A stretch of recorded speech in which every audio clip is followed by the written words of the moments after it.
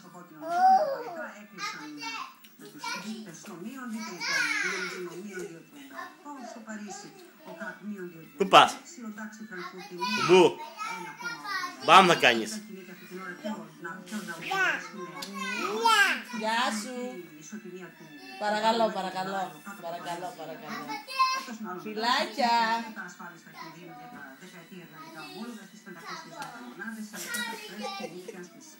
Φιλάκια. Γεια σου. Γεια. Γεια.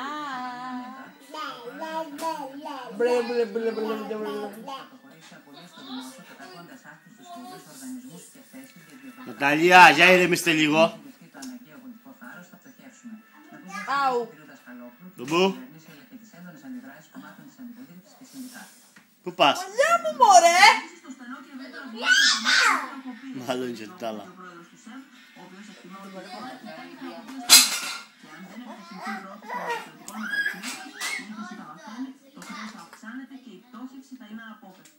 Τώρα πρέπει να εξηγιάνουμε τις άρρωστες ΔΕΚΟ, να καταργήσουμε τους άχρηστους φορείς, οργανισμούς. Νερό. Πού πας? Ο τομέας δεν έχει υπεράριθμους υπαλλήλους και όμως 160.000 άνθρωποι έχουν χάσει τη δουλειά τους στον ιδιωτικό τομέα επειδή είχαν κόψει το δημόσιο.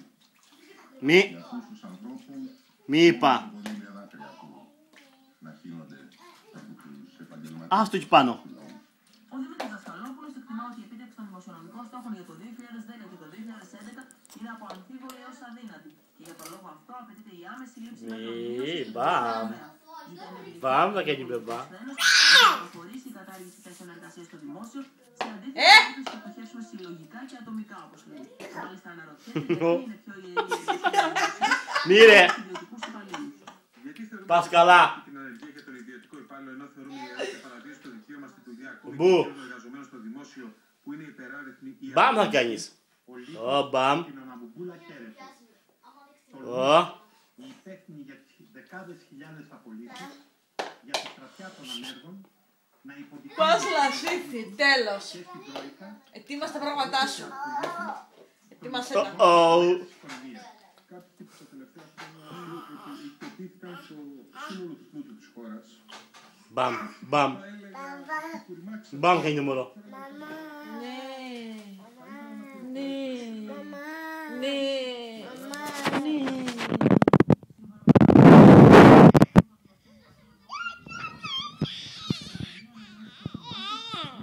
Γεια σου. Το δημόσιο είναι πραγματικά παραγωγικό.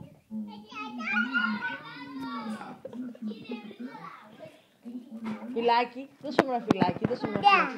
Μουά. Όχι έτσι. Μπάγα, φιλάκια. Μουά. Τα έχω μάθει όλα, Και φιλάκι, και ευχαριστώ.